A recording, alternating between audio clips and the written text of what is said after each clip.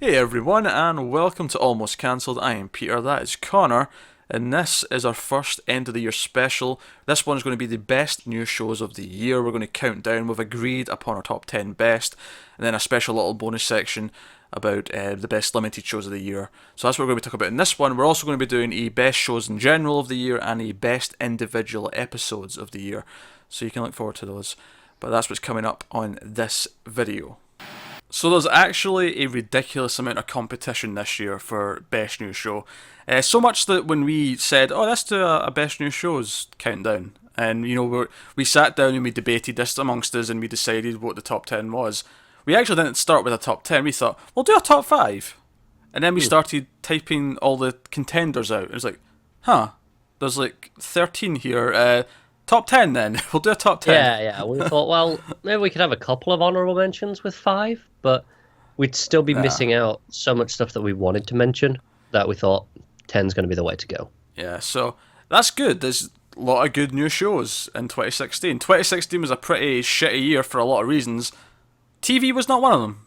TV. Yeah, and there was a few legitimate surprises in there as well. Yeah, there were some things that came out of nowhere. There's examples on this list of network TV, of cable TV, of original sort of content from streaming services. Really nicely spread out. And there's even a foreign show on here. So here we go. Top 10 best new shows 2016. Number 10, Timeless. This is from NBC. It is a time travel show where our three main characters go to various times in history. Usually in the last 100 years. Sometimes they go venture a bit further, but it tends to be in the last 100 or so years. Yeah, and the furthest we've gone back is about 250. Yeah. And it's always in America, because the main plot is that the villain has also got a time machine, and he's going back and trying to alter things that are in big events in America history. Yeah. So we've went back to the Lincoln assassination, we've went back to the moon landing, things like that.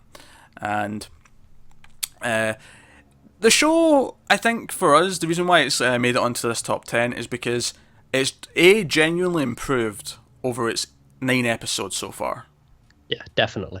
When it started, it was kind of fun. It had some time travel jokes. They used famous people's names from the future, and there was a general just a fun atmosphere of them trying to stop the villain.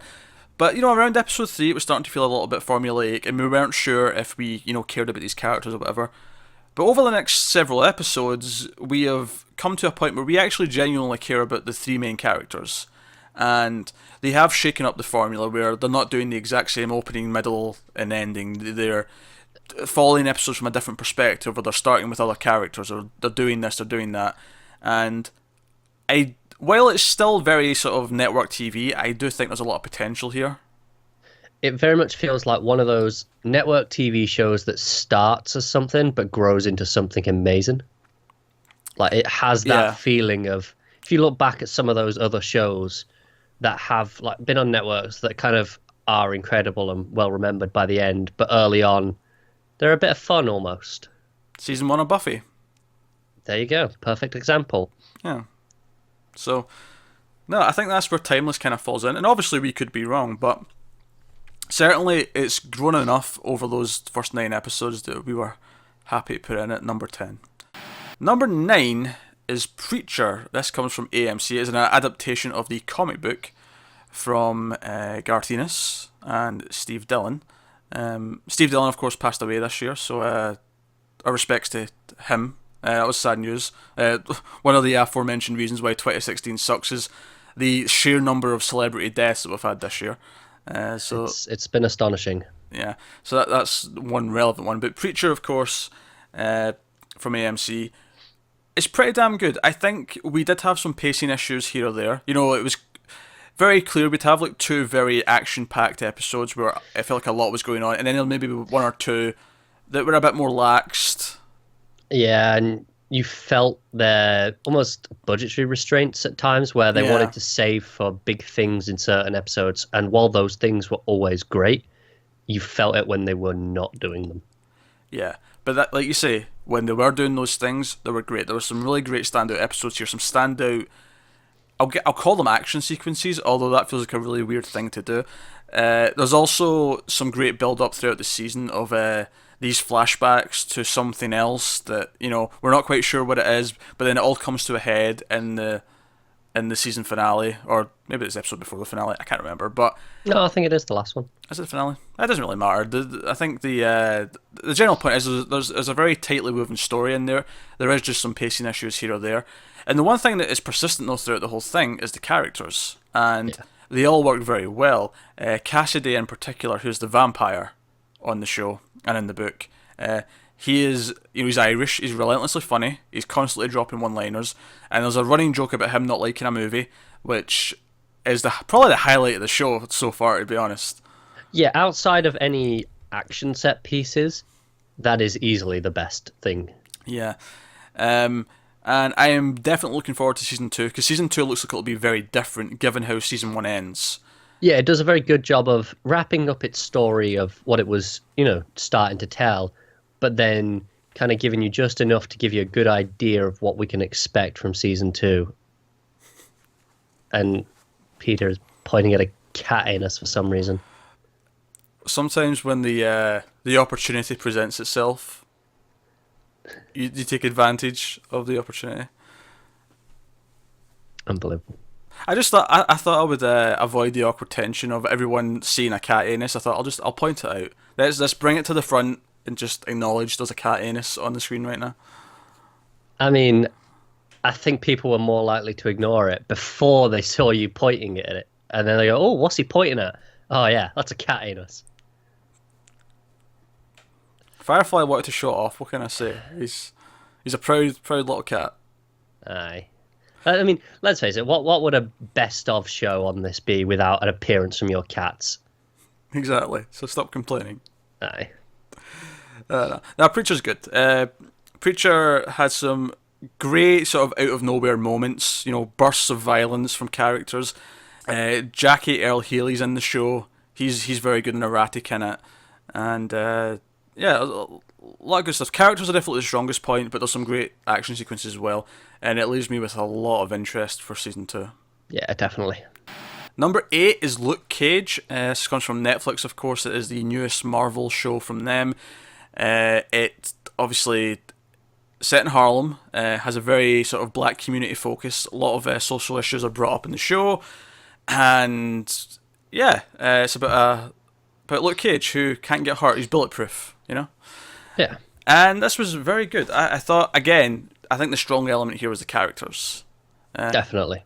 Plot was fine, don't get me wrong. It suffers from the same thing that I think all the Marvel Netflix shows have suffered from so far, which is that 13 episodes is just a little bit too long. I will say it suffers a little bit less because this breaks it up into 2 distinct halves, which helps a bit, but it's still like maybe 1 or 2 episodes too many. Whereas some of the other shows felt like you could have lost 4 or 5. Yeah. That said, though, I didn't feel the pacing in the episodes themselves was actually that off. It was very well shot. You really felt, because they were shooting on location for the most part in Harlem, and you could really feel that. Yeah. As you were watching it, you felt that they were out in the streets, and it gave it this authenticity that I really liked. Mike Coulter as Luke Cage is fantastic. Oh, yeah, definitely. And his interactions with everyone around him are very... He's definitely got that reluctant hero thing, and when we reviewed this, and we covered all of these shows throughout the year, you can get reviews to all of them on the channel, we referenced this a lot to a Western, and how it very much is he's the reluctant hero in a Western who eventually stands up because the people of his town, the people of his, the old Western town are, being taken advantage of. They're being... More than that, they're being, tormented by an evil villain, a captor, a warlord, the head honcho, and that's very much what a lot of the show is. I will say that I think the first half of the show is stronger than the second half. I agree. I feel like it has more compelling plot in terms of the people involved. It has more compelling plot, and the second half maybe suffers from the new villain feels like, oh, this is kind of just... Yeah, sure, it's been mentioned, but it feels kind of shoehorned in a little bit. And on top of that, it's a little bit more comic booky, which oddly feels out of tone with what the first half of the show was. Yeah, I'll agree with that. But very strong, very good. Great cast from top to bottom. Misty Knight is probably the standout character I think that maybe people didn't know about before this show. Yeah, probably. Yeah, so she was really good. But no, it's definitely well worth checking out, and it's another good Marvel Netflix show, even with its flaws. Number 7 is Outcast. This comes from Cinemax, and this is a show about possession. It's based on a comic book by Robert Kirkman, who's the same writer who created The Walking Dead, and this follows Kyle, who, for whatever reason, has powers. He's an out. Well, I mean, it's implied that he's the outcast, which is the name of the show, but he has powers to battle demonic possession. If you get him in a room with a possessed person, he can maybe take care of it in a way that a priest trying to do an exorcism can't. And we follow him, and we learn about his past, his awkward relationships with his family, and the possession involved sort of history with that, and his mother as well. And again, we're talking about characters a lot and how they sell the shows a lot, but I'm going to say it again here. This is a 10-episode season where it's the character relationships that elevate this. I think as a possession show, it's fine, but it's the results of the possession on the characters and how the drama that comes from that actually elevates it beyond that. That's the thing with this show. The possession stuff is there, and it's obviously a big part of it, but at times, and the best of it, feels more like a family drama. Yeah, because it's episode 5 or 6 was our favourite episode of the show. And it was when the show stopped being just kind of creepy and intriguing and actually made us care about the characters. And I cared about them in a way that I hadn't yet, and it really elevated everything in the show for me. I've said elevated a lot, but it kind of did. Like it was surprising to me, actually, just because it was fine. I was enjoying it, and it was good. There was some, creepy elements, Obviously, we hadn't got to Exorcist yet, so at the time, this was the only possession show on air. So it felt fresh. It felt fairly fresh. It was violent in places. Brent Spiner from Star Trek Next Generation, Data, he ends up on the show as a villain, and he's creepy as hell. He's really good in this.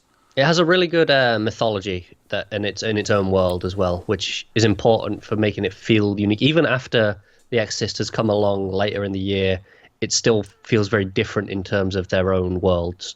Yeah. So yeah, again, great characters, great villain from Brent Spiner, and just generally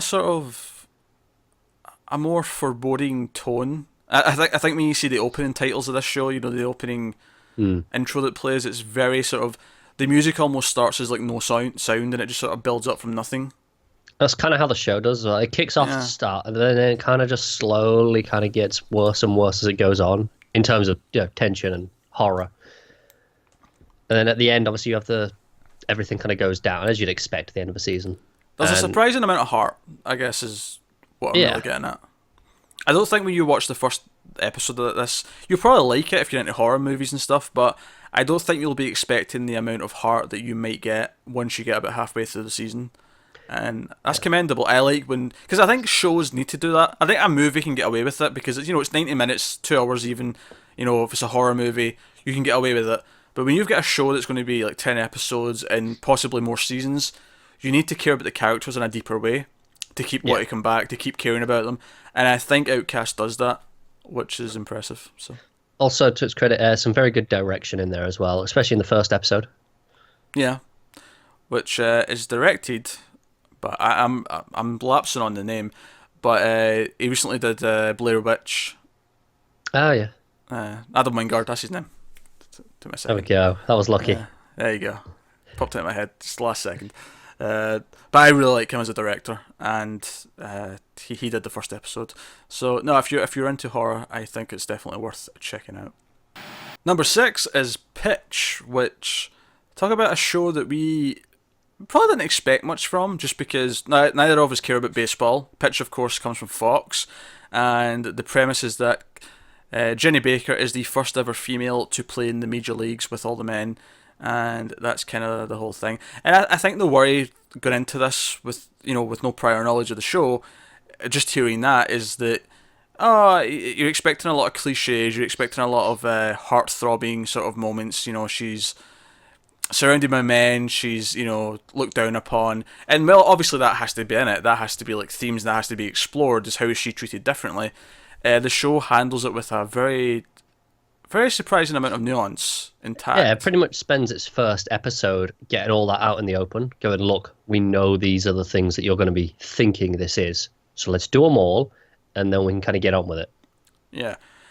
Each episode does a great thing where you almost would worry that the show will be very repetitive because it'll have maybe a formula of, oh, they've got a game tonight, build up to the game, they have the game, maybe they win, maybe they don't. But the show actually does a lot of things where there'll be an episode based on the trade deadline, there'll be an episode based on the fact that they get rained out for the match, there's an episode based on a sponsorship deal. There's all these different elements, and they use them all to make sure that the show doesn't feel like it's just repeating itself.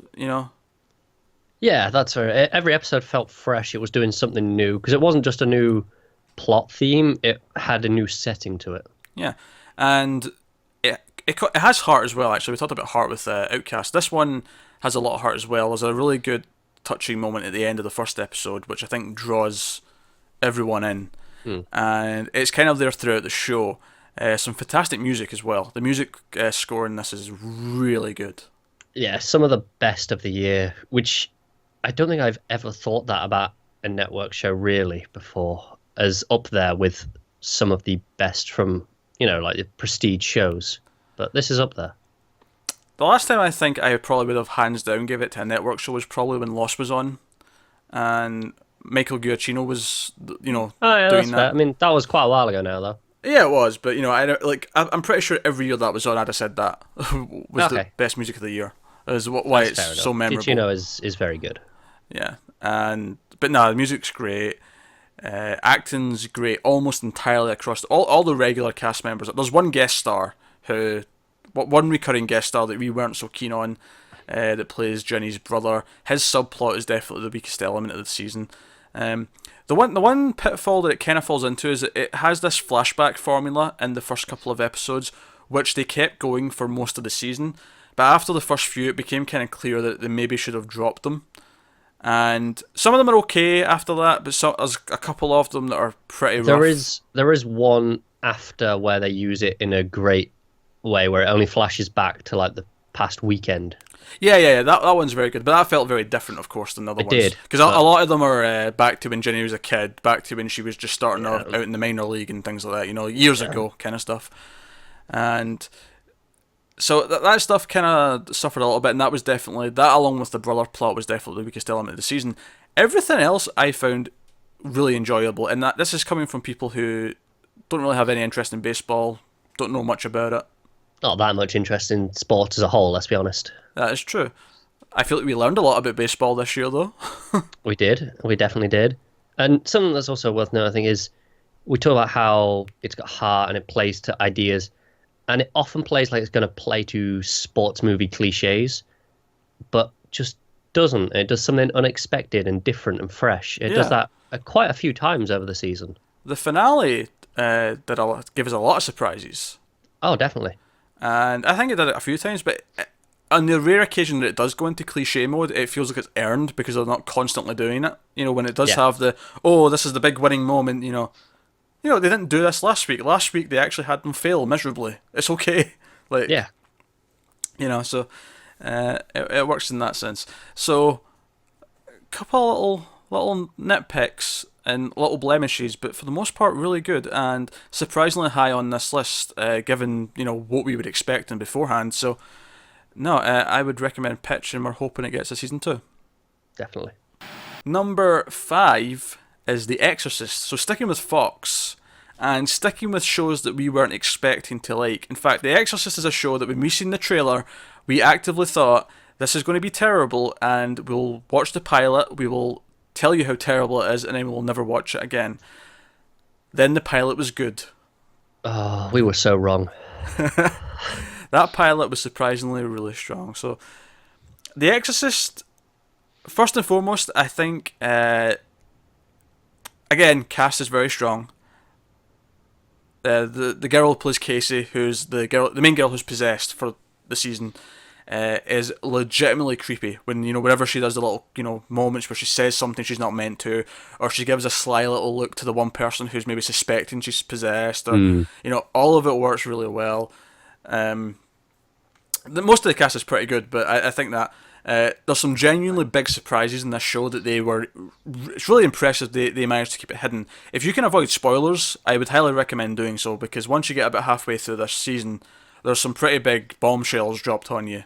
That, Yeah, we were not expecting at all, which is amazing that that didn't come out beforehand. yeah, and it does a good job of not just feeling like it's retreading the movie, even though you have the big moment in the pilot where they play the Tubular Bells, and I'm almost expecting it in the finale, which is next week. You know, I'm expecting the season to end with Tubular Bells, I wouldn't be surprised. but it's done a good job of like carving out its own identity and being something more than what the movie was, and being bigger than the movie was in terms of mythology, which they kind of need if they're going to do a season 2. And I hope it gets a season 2, because season 1's been good, and it's given us some characters who as well have grown over the season. Like Father Bennett was one that I didn't think I really cared about at the start of the show, but come episode 7 or 8, I was like really into what he was doing. And Yeah, and it's obviously we mentioned Outcast as another possession show, and this come a little bit later, but it manages to feel totally different because while they're both family dramas, they're both possession stories,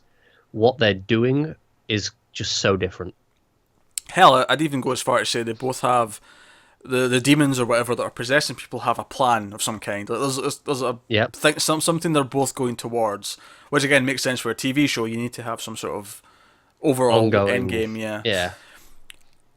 But I think obviously the differences are. This is definitely more religious than obviously Outcast has a reverend in it, but he's a very non-typical reverend. Yeah.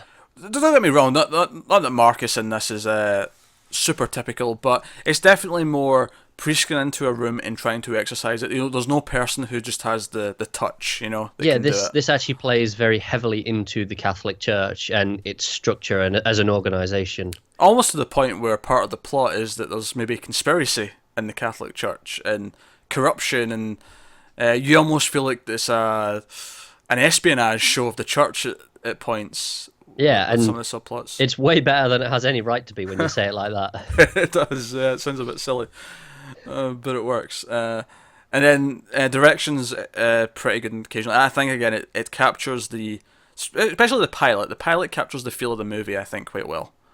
Yeah, definitely. Just simple things like handheld shots of following someone down a street feels very Exorcist.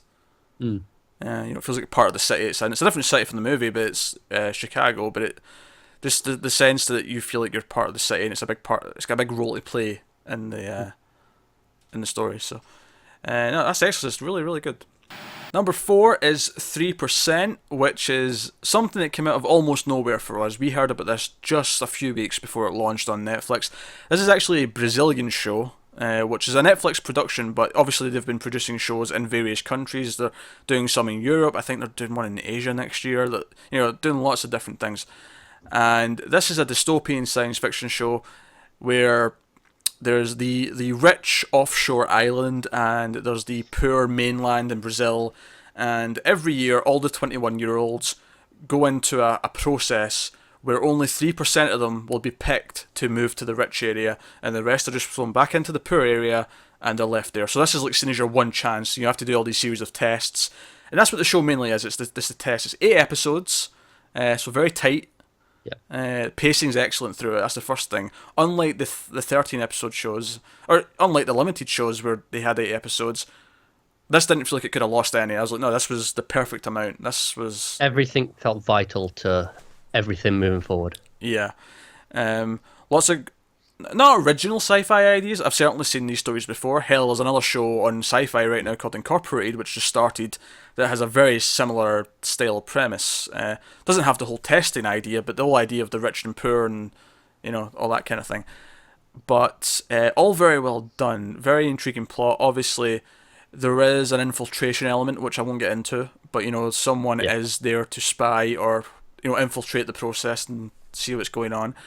And we follow the leader of the process, the man who's running it, as well as our core group of like 6 or 7 characters who are going through the process and trying to survive and trying to pass each test and get through to the next phase.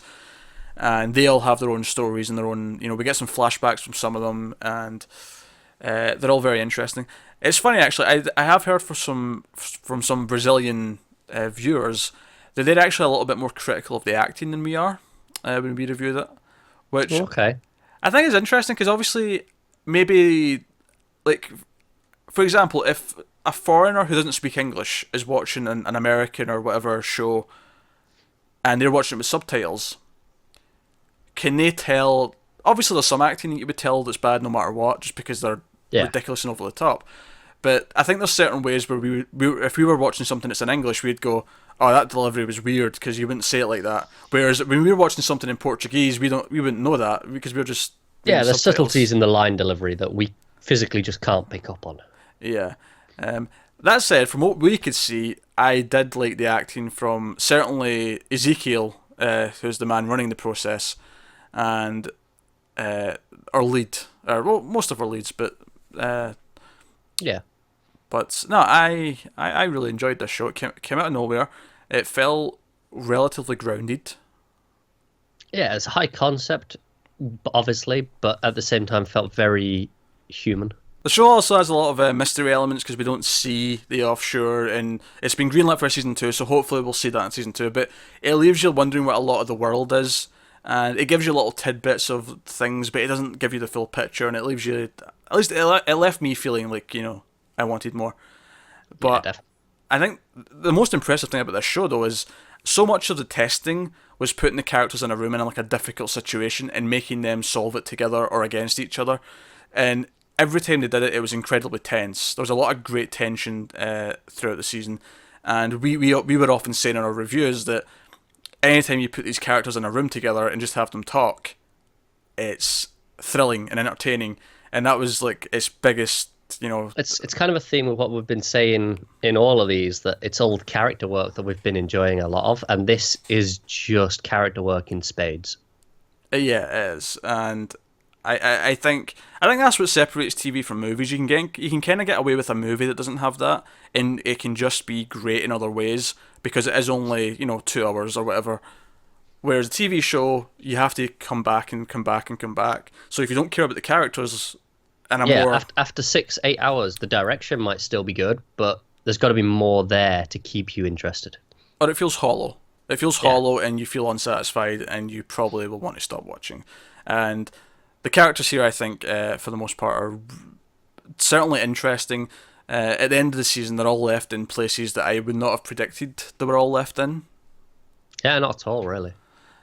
So no, I highly recommend it if you're good with watching something with subtitles. If you're an English speaker, which you probably are watching this, then I would recommend it. It's on Netflix. It's up to their usual high standards of production quality. Looks very very good the entire time. Good cinematography. It's from the cinematographer of City of God. So, and if you've seen that movie, you'll know it's very very pretty. So, yeah, that's 3%. Number 3, speaking of shows that came out of nowhere, is Quarry, which this came from Cinemax. It's also 8 episodes, season 1. Notice the shorter lengths as we're getting higher up this list.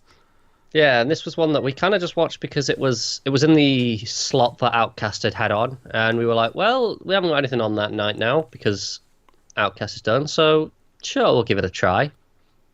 And the first episode was pretty amazing. Like, it was pretty great. The direction throughout it, expertly done. Everything about it. There was some great, long takes, like oneers, like following the main character Mac around the house, and and it was very emotional. And by the end of the episode, you felt the emotion in like lots of his decisions. And the premise of the show, of course, is that Mac, who is then later known as Quarry, is set in the 70s. He's just come back from Vietnam, and something bad went on there, beyond the normal. Obviously, if you're a soldier in Vietnam, bad shit happened, but there's like references to a specific event that we don't quite are aware of for most of the season. And he is like hired a bit more than it's more than hired, but I don't want to spoil anything, so I'll just say hired to become a hitman upon returning. And so we have the drama of him being a hitman, but we also have the drama of him and his wife suspecting something's going on, and she's involved in something, and it all kind of spirals together. And the show legitimately just gets better as it goes, and it starts off strong. It starts off like at a 9, and it just keeps building to the point where, I remember, our review of episode 4. We came on here and talked about it afterwards, and we were just floored by how good that episode was. And Yeah, this is again characters. That episode, it is, I think it yeah. was episode 4, where just sat in a room. I mean, that episode was essentially two characters in a room talking to each other most of the episode, and it was phenomenal. Yeah. And everything they said was built upon what had been building up in the previous 3 episodes. Every decision that either one of them made, every single thing that either one of them said, that even if on the face, oh, that's the wrong thing to say, you understood why they were saying it, you understood from their perspective, or the fault that led to them saying that. Like, everything was so perfectly built to. And it was all the more impressive because obviously the wife, by the end of the first episode, I felt like, oh, she's going to be annoying, I'm not going to like her because of certain events. Yeah, and you also maybe think Skylar White syndrome, where That's very, very accurate, yeah. our lead character is like this, he's doing something he's not meant to be, and the wife is maybe going to be in his way and constantly But we complaining. want to watch him Yeah. doing the other stuff, yeah. But like I said, by episode 4, no, not even close. It's Nah. so much past that. Now, you care about both of them as the show goes on, you really do. And like I say, the direction throughout is absolutely phenomenal. There's a one-hour in the finale that lasts over 8 minutes, and it's an action sequence, and it is absolutely breathtaking. It is better than what you see in most movies. There's not as long or as amazing, but certainly visceral. There's a car chase in episode 2, which, again, it's all done from one shot inside a car, and it's just great stuff. And there's just and the writing's just fantastic. It's both acting and writing. Everything about it is just. Yeah, I think like I said, it's always so confident in its direction though, because Yeah. it has these moments where it just sits back and watches the scene unfold, and it doesn't need to do anything fancy. It doesn't need to play about with any editing tricks. It can just sit there and let it unfold how they're playing it because it's that well acted and written. And it'll take its time as well. It won't, it's not afraid to let the pacing take a breather and enjoy the suspense or the build up or the emotion in a scene without dialogue. There's a scene in the first episode, because we're not spoiling anything, but there's a scene in the first episode where Max just come home and he's went home to surprise his wife. He's told her the wrong day. He said he's going to be back the next day so that he can come home and surprise her. And there's a shot where he walks up to she's in the backyard where the pool is, and he walks up to the opening doorway, and the camera just sits behind him, and he just stares at her for like a good 30 seconds before before she notices him or before he announces his presence, and it just lingers there. And we're just there in that moment with Mac as he watches his wife that he's not seen in a year or however long it's been since he left, and it's not afraid to do that. It lets it have these moments, these quiet beats, and that makes for so much. We talked about Breaking Bad there. Breaking Bad, of course, was also another show where it wasn't afraid to have quieter moments to let things build. So, now Quarry it's the best show on this list that no one's watching. Oh, it's criminally underwatched. Yeah. Just So, if you have not seen Quarry, if you've not watched Quarry Season 1 from Cinemax this year, and I really want a Season 2, watch it. Make an effort, see it, because it is fantastic stuff. you will not be disappointed. Number 2, and this was a contentious thing, because we struggled for a while over picking what was number 1 and number 2 in this list.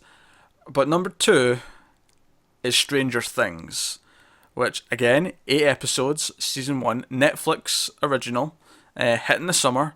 This was another one that came out of nowhere for us, I think. We'd heard about it in advance, but we didn't really. Do you know what it was?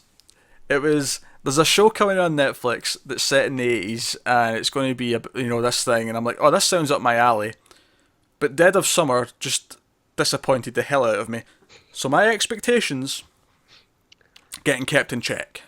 Yeah, and it was also it was launching on a day I knew I was away, so I was trying not to worry about it too much because I don't want to go in thinking, oh, I'm so excited, but I've got to wait an extra 4 days to watch it while everyone's gonna. Yeah, and the funny thing is we started this year. The first one we did this was Luke Cage, where for the binge shows from Netflix, we started doing reviews of each episode as we watched them. And we like doing that, it's a better system. We might have started that with Stranger Things, but we couldn't because Connor was away and we had to wait until he came back. So there's just one season video. And the reality is Peter wouldn't wait to watch it without me that long. Because obviously, the whole thing is we speculate together as we go Yeah. through these shows. And he could have watched episode 1, but then he'd have had to wait 3-4 days to watch episode 2. And there was just no chance of that happening because it's just that good. There was no chance. So what is Stranger Things? I mean, if you somehow have not heard of it, or well, you've probably heard of it, but if you've not seen it or you're not familiar with it, it's set in the 1980s, 1983 if I remember right, and it's about a young boy goes missing. It's got a very sort of Goonies vibe. You know, there's a group of young characters who play Dungeons and Dragons. One of them goes missing and they ride about on their bikes in this small, 80s town, and it's about the investigation of where he is, but there's supernatural elements. There's hints of a monster that is appearing somewhere. And if this young kid, Will, is somewhere, is he leaving messages for us? And I'm trying to, talk about this without spoilers, because obviously It's really hard, isn't it? there's some very specific things from later on. There's also some evil government scientists involved, and there's a little girl named Eleven. It's basically a show that was made just for me. It's everything I didn't know I wanted in life. Yeah. It feels, it authentically feels like it was made in the 80s. It really does. It looks like the 80s. The characters feel like they're from the 80s. It's like they've got the stereotypes, but without it feeling, oh, these are just stereotypes. They feel like real characters, but they have the 80s sort of tropes. Even the direction looks like it's from that time. Yeah. It's got a fantastic neon lettering opening title with synth music. There's a lot of synth music throughout. But the score and the soundtrack throughout is fantastic. Great stuff. Expertly paced, all the elements come in at the right times. It's got a heart. You really care about the characters, especially the kids. The kid actors are fantastic as well. Surprisingly so. Yeah. Even the Hopper, the police chief, he's just the right amount of gruff, I don't give a damn, but damn it, I'm a hero anyway and I'm going to do it. He's just all these just things. Enough that you love it and not be a cliche. Yeah. So good. I can't really. I'm fawning over it here, but I can't. There's only so much we can say without spoiling things. There is. If you haven't watched it, why not? Yeah. Seriously. Well, Stranger Things. If you like science fiction, if you like 80s science fiction, if the sound of the Goonies meets a bit of ET with maybe just a smidge of Twin Peaks. Like, if that sounds good to you, I would check it out. With Stephen King as well. Stephen King, a little bit of Stand By Me in there as well. All that sort of stuff. If you rolled all that up with a nice synth soundtrack, if that sounds interesting, it's as good as it sounds. It really is. This is I think the first of the Netflix shows that was 8 episodes that we were like, yes, this has fixed our problem with the pacing. Yeah. Because it was, obviously, 3% was later, and I think that was the first one we were like, yes, 8 is the magic number for Netflix, it seems. That said, I wouldn't be opposed to the Marvel shows just being 10. I think 10 is also a good number. It's just... Yeah, it's just 13 is maybe too much. Yeah. But especially when we were trying to get through it all in a weekend, it's like, oh my god, Yeah, it feels like a slog. Whereas 8 is just... Yeah, 8 is really good. 8 or 10 is a really good length. Yeah. And Stranger Things, perfectly paced. I basically have nothing negative to say about Stranger Things. And I know for some people that's probably annoying because it's overhyped. Some people who don't connect with it the same way that a lot of us have probably do think, everyone's talking about this and I don't get it. I just feel kind of sorry for you that you can't feel this way, but oh man, I love it so much. Yeah, you can't lie, can you? You can't make up problems if we don't see them. No, Stranger Things is so good. Number 1. Probably no shock what the number 1 best new show of the year is after everything else, especially if you've been following our reviews of various shows over the year.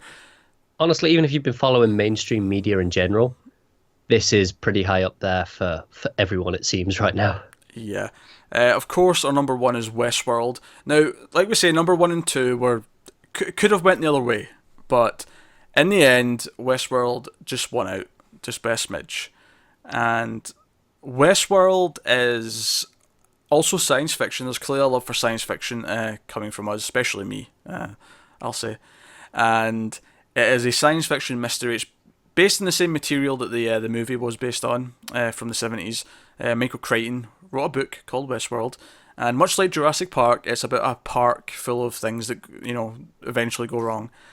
And so Westworld is a sort of Western theme park where robots, essentially androids, which are called hosts in the show, are there to be the villains and to be the bartenders and to be the prostitutes, which the visitors can kill, have sex with, do whatever they want, and there's no Yeah. repercussions because they're not real. And of course, as you'd imagine, for the show to be interesting, it's about the host, the androids, becoming more human and gaining sentience. And they're not supposed to remember things, but maybe they start remembering things. Maybe they start, and there's a lot of mystery in the show, which we can't even begin to talk about without spoiling things.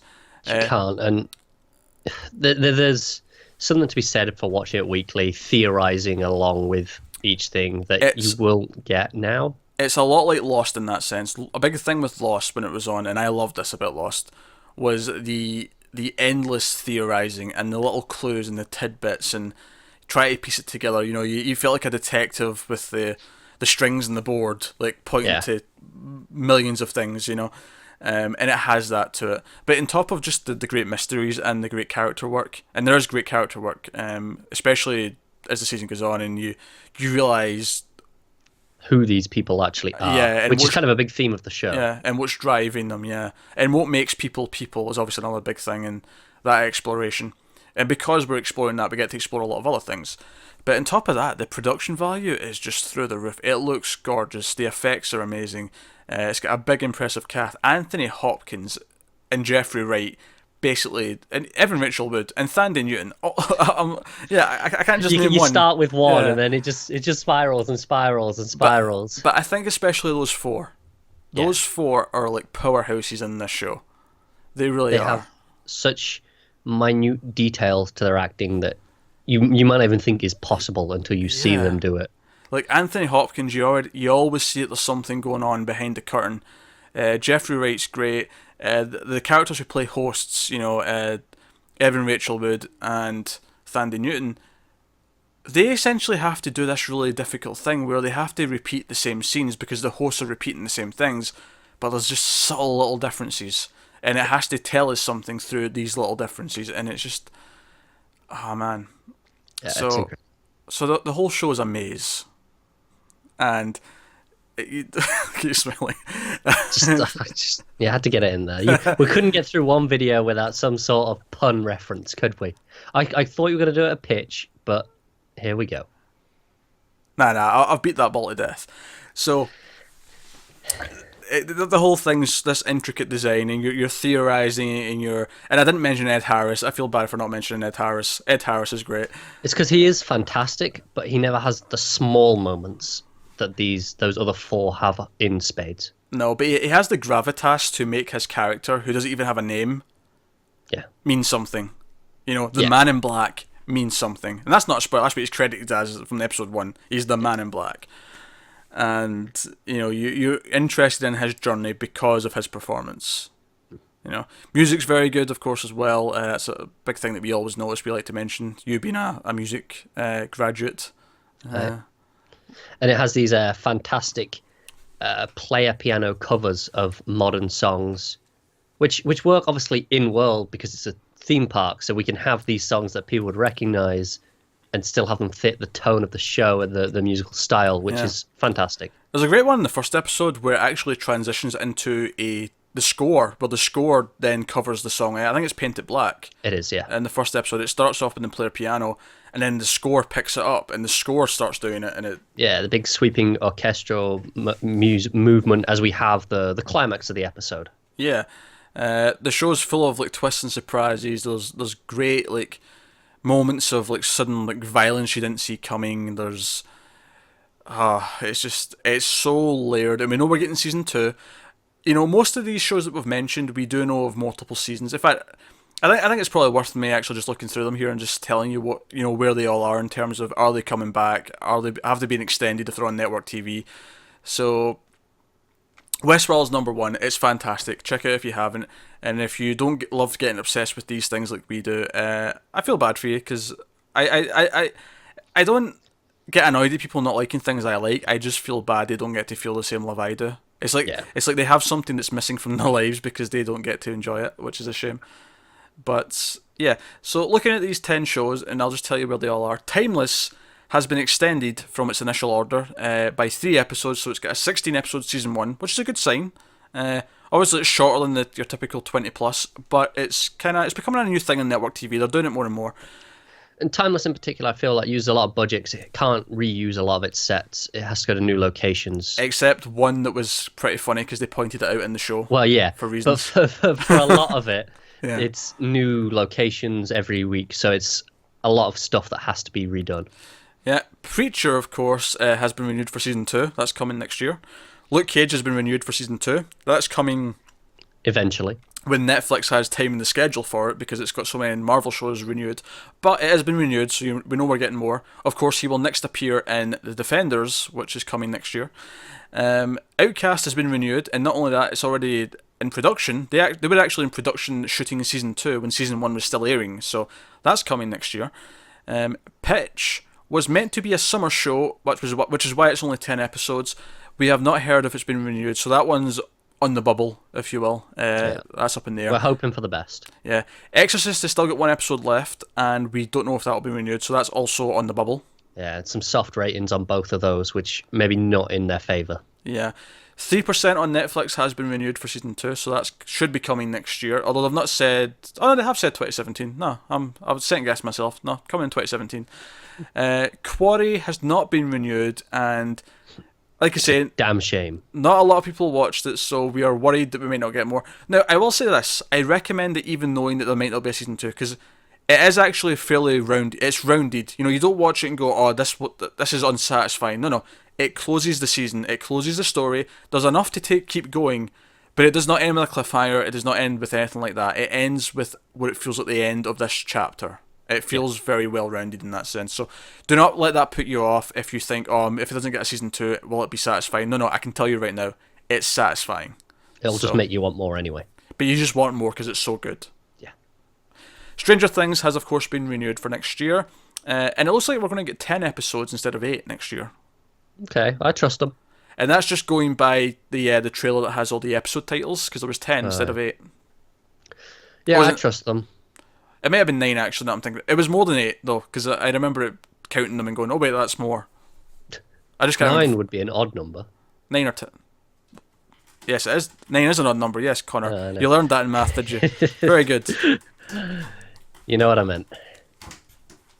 And Westworld, of course, has been renewed, but will not be coming until early 2018. Disappointing, but like I said at the end of the video for it, perfection takes time. Perfection takes time, and that show does look so good and it feels so big budget that, you know what, if it takes the extra time with your giant cast, and it is a giant cast, fine, we will wait. We wanted to talk about the limited series a little bit separately from the rest of the shows, because it's kind of hard to compare them to the new shows, even if obviously they are new because they're limited, they didn't exist before, but... It feels like they have a bit of an unfair advantage at times because they told a complete story and that's it, whereas others had to set up for season 2 or whatever else they had to juggle, whereas these didn't have to worry about that.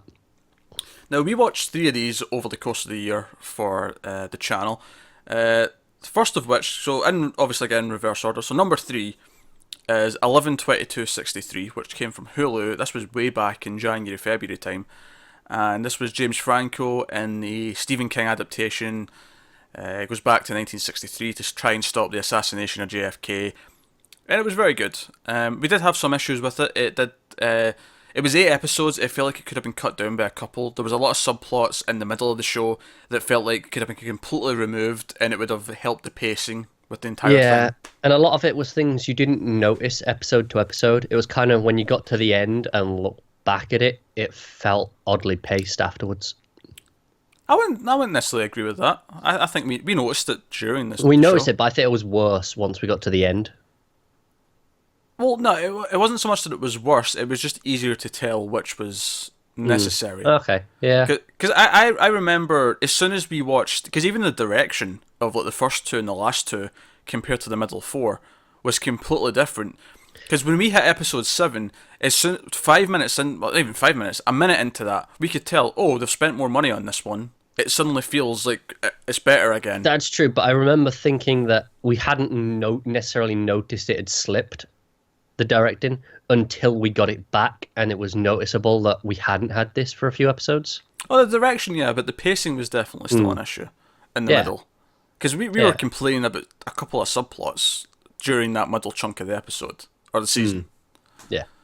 And yeah, so I do think that was a big issue. That said, though, the first two and the last two episodes were really, really good. And Yeah. the stuff that was relevant to the main plot in the middle was also good. It was just surrounded by a lot of other stuff. So I would recommend checking it out. It is only 8 episodes. It's definitely not going to take up too much of your time. And it's a solid little sci-fi story. Yeah, like I say, it's got some problems, but it's not bad enough to detract from recommending it. Yeah, and it also does the period piece aspect very well. Obviously, once we're in the 60s, we stay in the 60s for most of the show, and it does genuinely feel like the 60s. The production quality is actually quite high, so... Yeah, definitely. Number 2 is The Night Of, which comes from HBO, and this was also 8 episodes, and this was... A murder happens in the first episode, and the suspect is a lead character who we've been following the entire episode, and the rest of the show is, determining, did he do it? Is there, the investigation, what's going on, his experience going through the system. That's what the show's about.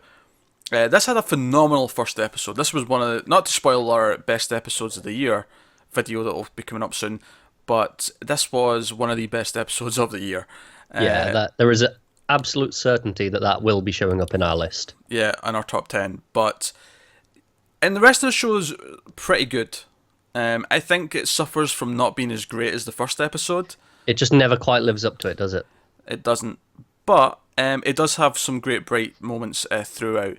That said, the stuff that I thought the show was going to be about, it kind of wasn't. Like, it kind of... Like, when we got to the last episode, the stuff that I cared about in the last episode was kind of completely different from all the stuff that I cared about in the first episode. Yeah, it's very much a tale of two halves, where one side follows the character from the first episode, and one side follows the investigation and the process. We'd expected more of that side of things, I think, but a lot of it was spent with the man from the first episode, and it was very different to what we'd expected going in. Yeah, there was a lot of stuff with him in prison, which kind of dragged the show down a little bit, and it did kind of make the pacing feel a little bit weird It was at times. certainly not bad, but it never connected to the other stuff in quite as impactful a manner as it should have. Yeah, and it's probably another example of it probably could have lost a couple of episodes in the middle as a result of this. Had it taken some of this stuff out, focused on what we would have liked it to focus on. That said, though, it's very strong. I actually really enjoyed the ending. I think the last episode is definitely the second best episode. Yeah, I'd agree with that. So the courtroom stuff in the last episode is actually very, very good. And it's very, very heavy with the metaphors throughout the show. Yeah, a lot of metaphors, and it's also, I think, the first time since the first episode in the courtroom is the next time where I felt a lot of emotion, where I actually was inspired, or I was saddened, or I was shocked. Where you cared about what was happening in general. But I think the negative side of that is those, and I then looked back at the middle chunk of the season again and went, why was that missing? Why didn't I feel that? Yeah. Direction was good, acting was very good throughout, but why was that missing? Why was that emotional connection gone for a lot of the middle? So. It almost felt like they had a 3-episode story to tell, and it got padded with the extra parts. That's why they didn't have the emotion, at least. Coming in at number 1 is Channel Zero, which came from Sci-Fi. Now this one's slightly cheating because technically this will have more seasons, but each season is going to be a self-contained 6-episode story with its own name. This was Channel Zero Candle Cove, so we decided to include it here because we had a hard time comparing it to the other shows because it was its own little self-contained story that was only 6 episodes. So we included this here. And as much as Night Of's first episode was probably better than any of these episodes, this was far more consistent throughout, and it definitely stuck the landing at the end of the show. I think it's very telling that our complaints with both the other two are, it could have lost a couple of episodes. Yeah. And this one is that couple of episodes shorter, and it feels so much tighter for it. It does. It's also one of the best things that sci-fi's put out in a long time. I think. Now, I say that having not watched The Expanse yet. We're catching up for season 2. And I will still put out Defense of the Ascension from a couple of years ago now. A little mini-series. It's great stuff. But this was high quality for sci-fi. It was definitely closer to something that, say, FX would maybe put out. Yeah, it's very surprising when you look at it, because it has style. Yeah, it has style, and there's a couple of moments of directing in this show that actually were quite impressive, just in terms of, I don't think I've ever seen that in even a movie before, never mind a TV show. Yeah, definitely. It has great visuals, lots of Silent Hill-esque sort of monsters and creepiness going for it, sort of disturbing imagery and stuff like that. So I think there's a really good foreboding tone of dread throughout. If you like horror, if you especially like mysterious horror, where you're not quite sure what's going on, I feel like it does a lot for you. It's very psychological, but at the same time very visceral. Yeah, and that combination works so well. But at the same time, because the premise is about a child's TV show, which is responsible for what's going on, which is what Candle Cove is. Candle Cove's this puppet TV show that came on and that the kids were seeing and started to make them do things when they were kids. That in and of itself is a very sort of, it's invading our innocence. It's coming after us when we're more susceptible. Yeah. And the main characters have to remember what went on, and we get flashbacks to them as kids, and lots of people were murdered 30 years ago, and it's very, very tight story, and yeah, definitely well worth checking out if you like horror. So that's our best new shows of the year. Thank you very much for watching. Let us know what your favourite new shows of the year are. But our best shows of the year is coming in the next week or so. Before that, though, we also have our best 10 individual episodes of TV of the year, which we'll be doing, which will be very similar to this, where we're going to discuss them and debate them beforehand and give you our definitive, almost cancelled top 10 episodes of the year. So that'll be the next sort of end of the year video that's going up sometime this week. So you can look forward to that. But let us know what new shows you like, what new shows you didn't like this year. Agree, disagree with us, whatever. Hopefully you've maybe got some recommendations there that you've missed this year. So check maybe you've stuff. got something for us that we've missed. Yeah, let us know if we missed something that you're like, you should watch that. And The Expanse is getting watched. We're catching up before season 2, and possibly The Magicians as well. So we're aware of some of them. We do listen, and we take on board these recommendations. We do. If we can fit them in, we definitely get them done, and we give them a try. So let us know, what we've missed, because there will be some, no doubt, because we just don't have the time in the day to actually see everything. But of course, taste is a factor. There's obviously types of shows that we just don't even try, because we know we don't care about this dramas. Legal dramas, yeah. Unless Better Call Saul counts as a legal drama, in which case we do care about that. But yeah. But then again, that's like the characters are so good, the writing's so good that it's not just... Maybe I should specify network legal dramas. Yeah, there you go. That's how you do it. But yeah, let us know all that stuff. It always helps us out. But like and subscribe and all that stuff, that also helps us out. But otherwise, guys, thanks for watching. Here's to 2016's new shows, and hopefully there'll be some great new shows in next year. So thank you very much for watching, and we'll see you next time.